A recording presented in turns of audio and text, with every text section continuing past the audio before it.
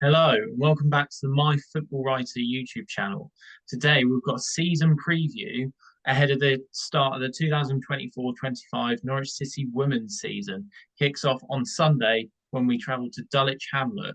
I'm delighted to say I'm joined by the PinkUn's George Wilson and Jack MacLean from BBC Radio Norfolk. So, chaps, how are you? We're well, I think, aren't we, Jack?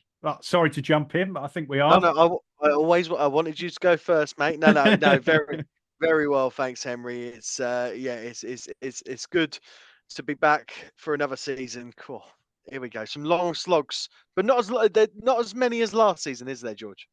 No, now Worthing's been taken out of the equation. I think it looks much more pleasant, doesn't it? And I think in terms of the football perspective, I think City will be fairly pleased Worthing are out of it as well. But I'm sure we'll get on to maybe touch on that. Yeah, for sure. I think the first place to start, though, is all summer, regarding the men's team, we've said get pre-season out of our heads. The results don't matter. But looking at the women's team, we've played 4 games, won 3. Are we getting carried away? What do we expect for the season? Well, I'll jump in first then, and they've had good pre-seasons in the past, and gone on to obviously have a really good season last season. Look, Andy is the new manager. He's the new man in charge. He's obviously implementing a new style of play, which is fairly similar to Martin Herman's, although a different formation. It has to be said from what I've seen. But the interesting thing that I've seen coming out of preseason is everyone seems to be buying into it immediately. Everyone's running through walls for him already. So I would take these results as okay. This is good something to look at. And Henry, you'll know that you listen to the commentary a lot here on Radio Norfolk. You'll know that Chris Gorham said before Oxford that he was a little bit worried. I don't get that feeling. I don't feel a little bit worried about Dulwich Hamlet come the weekend. But George is now about to tell me different of why I should be worried.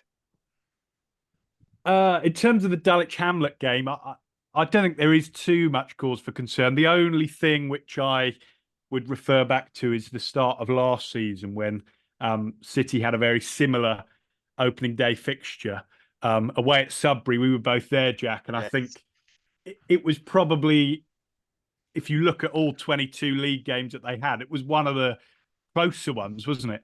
And Sudbury, I'm trying to think the way it went now. Whether I think City went in front, Sudbury City went in front. equalised, Yeah, and then Tomlinson.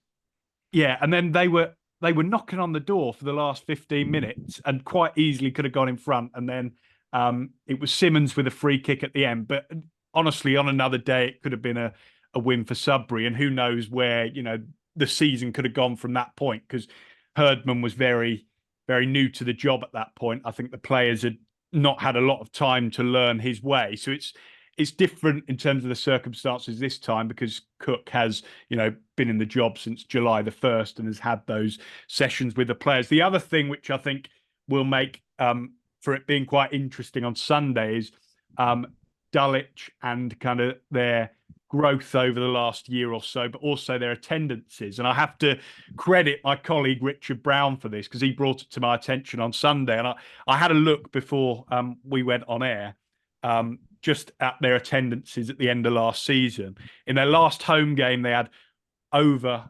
1,100 people. But then in the games prior to that, they had 572, 642, 474, 503. So they're consistently at 500 or around that 500 mark. You'd think, given they've been promoted, it's going to be similar on Sunday. But I just think that's another element to bring in.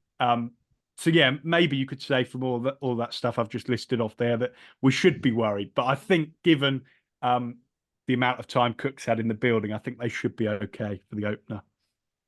Yeah, to sort of bounce off that point then, George. Like you were saying, Worthing aren't in the league. They've moved, and AFC Wimbledon, obviously, a team of that caliber got promoted, so aren't in our league anymore. Will teams sort of see it as a massive game whenever Norwich come to them? You mentioned about Dulwich Hamlet and all like how many people go there on a match day, will they be more pumped, do you think, as Norwich are in town and we're probably the big dogs of the division? I think for certain they will, and I think we saw examples of that last season. We had games away at QPR and away at Cambridge United where those two clubs, albeit those two are both obviously Football League clubs themselves, but still in terms of the funding that's being put into their women's teams, it won't be on the level of Norwich's. And they chose to have those games in their home men's stadiums because they wanted those bigger crowds and they wanted to get that edge over them. Norwich won at both of those stadiums, Loftus Road and the Abbey, but I do think that definitely comes into it when you consider Andy Cook's been hired on a full-time contract. These players now are training. Is it 3 times a week, Jack? Is that right? To link it back to you, I'm sure I heard it in one of your interviews that they've upped that from last season. Yes, yeah, it's 3 times a week now, and you're right, they do, and we've seen it all over the place.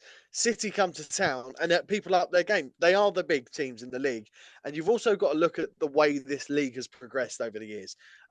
Ipswich were bossing it, but kept finishing second. Then they've gone up. Hashtag the same thing. They were behind Ipswich, now have gone up. Same thing with AFC Wimbledon. They were just behind Hashtag. They've now gone up. It's Norwich's time. I keep every time I speak to a player and every time I speak to Andy, I say in your job advert, it said promotions expected. It feels like the pressure is on. It feels like it's this season or bust. Personally, it could have been last season. We all know it could have been last season in the form they were in when Herdman left. They were in a very, very good place. It didn't happen. But what Cook has now got to do is he has got to take the good things from Martin Herdman and turn them into his side, because it's still the basis of a team there. Although 10 players have left, and I'm not sure I can't remember how many they've signed. I think it's 6, isn't it, George?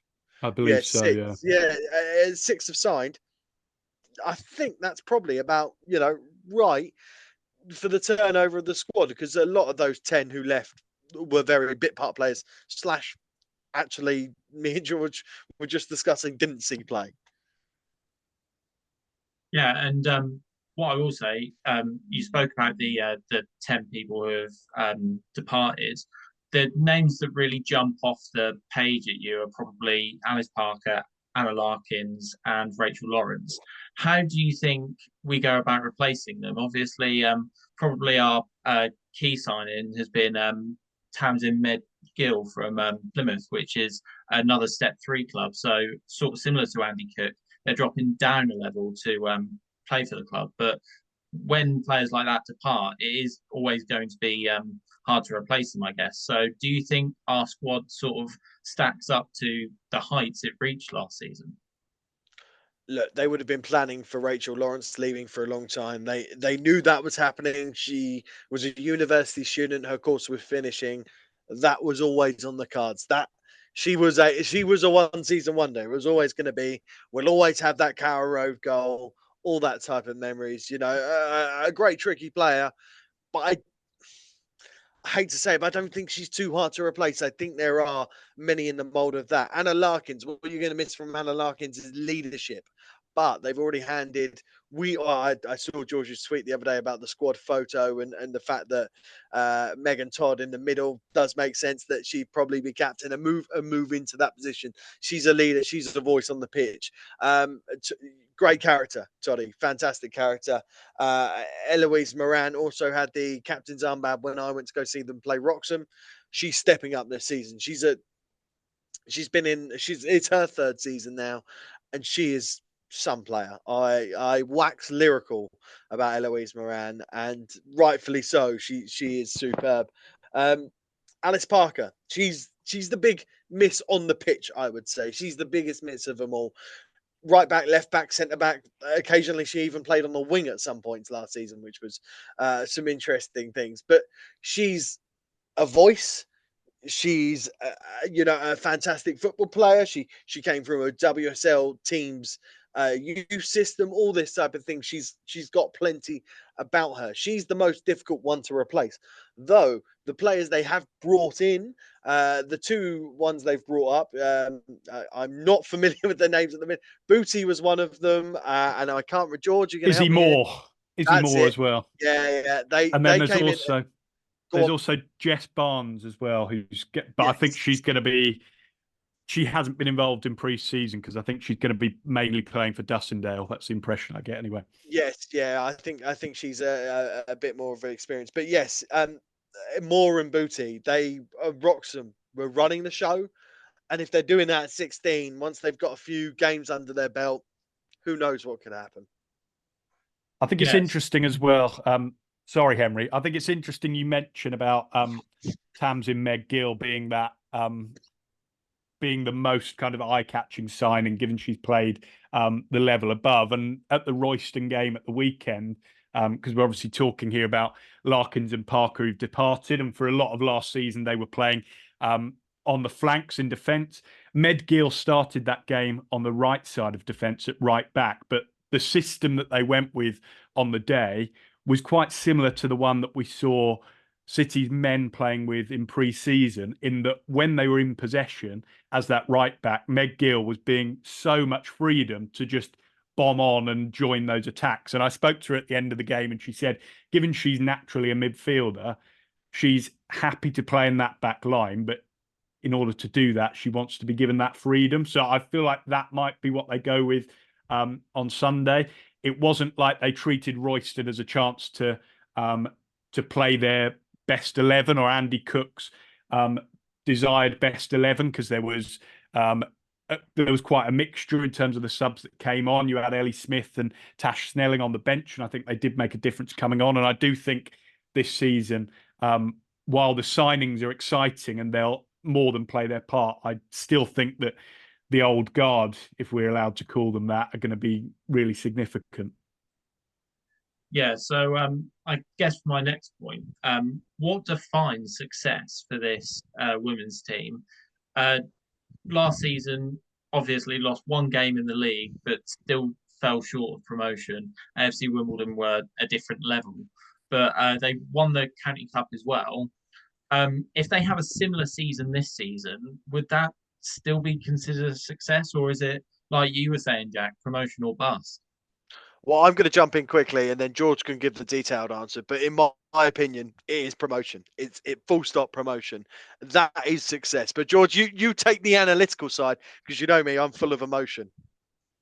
No, I think I would have to agree with what you said there. When you consider that Flo Allen has now had 2 full seasons since she's been at the club, and we've seen progress take place over those 2 seasons, to the point where last season they came so close. I think it has to be promotion this season, and I think more questions will be asked if it isn't delivered. I'm also going to throw in, because we've obviously got the Ipswich game coming up in August. What I think I can see happening, unfortunately, from City's perspective, is I think Norwich will lose that game to Ipswich, purely because of the gap between the teams. Sure, the Carrow Road crowd could make a difference, and City will hope it does, but I think they will lose that. I think they will go into the Plate, and having seen Cambridge United last year go and make the final of the Plate, and when you add in the fact that Cook has won the Plate before, I think if that happens and they end up on that side, why not have a go at winning that as well? And I think that's a realistic aim, given the levels that they've got to over the last couple of years. I completely agree. And when I spoke to Cook about the cup tie and everything, he said the cup's important to him. And you know, I think in the first season I saw them play, they got hammered by Watford in the determining round. And then last season they won their determining round fixture against They did. Cambridge United, Cambridge, didn't yeah, they? 5-0, yeah. That was it. Yeah. So you know, the 2 mixes there. Obviously, no one wants to lose an East Anglian derby, but as George says, it'd be great if they were in the Plate. Like, genuinely, the Plate is something they could quite easily win if you look at the fixtures in the determining round type of thing. It is, you know, mainly tier 3 versus tier 4. They could quite easily go on and win that. So who wouldn't want that? Who wouldn't want that? Yeah, for sure. One thing I want to touch on quickly is sort of the structure behind the scenes. We've got Flo Allen as the general manager, and I believe she does work quite closely with Ben Napper. How different is sort of the environment of the club behind the scenes to when Stuart Webber was here? And is it a statement that we do have Andy Cook now in a full-time role? Well, so I've only ever known the Flo Allen era, let's call it, of Norwich City women. But one thing for certain is it's incredibly organised, and there is no difference between Stuart Webber and Ben Napper in that case. Flo always said she worked very, strongly with them both, and you would assume that that is still the case now. So yes, Flo is. It works tightly with him. I remember asking Ben about that relationship as well, and he said the same thing just a few weeks ago. So, yeah, I think behind the scenes, the one thing City have got going for them is they've got a lot more than every other team because it's usually one person who makes the tea, chooses the team, and warms up the goalkeeper at the same time. The league that City are in, they are technically, I would say, they're probably overstaffed, if anything. Not trying to talk anyone out of a job, but it's they're in prime position, I would say, George. No, I'd agree, and I also think because I know Henry, your question referred to that change between Webber and Napper. I couldn't tell you how much more Napper is doing compared to Webber. I would imagine it to be more, and I also think small things like last season when Napper first arrived at the club, purely him arriving at the Nest for one of those matches and showing his presence and showing that he was interested made an impact. But, in terms of our case reporting on it, but also for the fans to be able to see him there. So I think it's clear that he's making an effort. It's clear that from the statements they've made, he's involved in these decisions that are being made. So I think that can only be a positive thing. Yeah, so we're nearing the end of this video, but just quickly, what can we expect from both BBC Radio Norfolk and the PinkUn this season in terms of the women's team's coverage? In terms of the PinkUn, we'll have, well, hopefully every game covered in terms of a on the whistle match report, which will go up on my socials as well as hopefully the PinkUn ones as well. That'll go in the Monday paper, assuming all of the games are Sundays, which the vast majority of them will be. Then there'll be a longer quotes piece which goes up the next day, and then in the following day's paper, I'll also have bits and bops on my X page as well for each game. I don't do minute by minute updates, but I try and do a few each half just to keep people in the loop if they want to follow it. And regarding BBC Radio Norfolk, first up, we're doing commentary of Norwich versus Ipswich, live full match commentary on that day, which is Thursday the 29th of this month of August. So really looking forward to that. We will be broadcasting on both Norfolk and Suffolk that day, which is a very exciting thing to be able to do. A real honor. I'll be commentating. Mike Saul will be hosting. Alice Parker will be our co-commentator that evening, Wow. which is a good get for many a reason, as well as she's a referee and she can tell me when I get angry at referees, because I do quite often. So really excited about that. It's a big scoop there. That's going to be great. We'll also have someone from the Ipswich side, because obviously got to be fair, got to be balanced when you're doing both teams, helping me co-commentate as well. But other than that, the plan is to be at every game where we can, obviously, hopefully, same as what George says there. I'll be providing commentary for the highlights again this season, which is always good to do, and I'm hoping for another couple of live commentaries from the Carrow Road games in the near future. So yeah, lots to look out for, and you'll catch my bit online every week, as well as on the scrimmage. We'll be keeping you up to date on that, which goes out Monday at 6 o'clock, or you can download the podcast at any time. And also, on Kaylee Poacher's show every Monday at 12:20. Apart from this week, because there needs to be a little swag around, it will be where I bring you up to date with that, where you'll get the commentary from the goals, which hopefully there's lots of, and post-match player and Andy Cook interview. So yeah, big season ahead. Let's push for promotion. Let's push for some positivity, because I don't know about you, George, but I'm buzzing.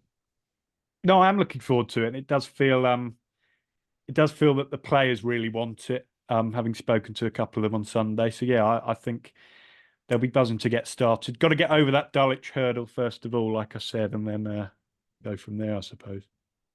Well, it's always intimidating, even if you're away press, going somewhere where there's lots of people. I remember, where was the game when we got moved last season, George? To the ground that had the cat.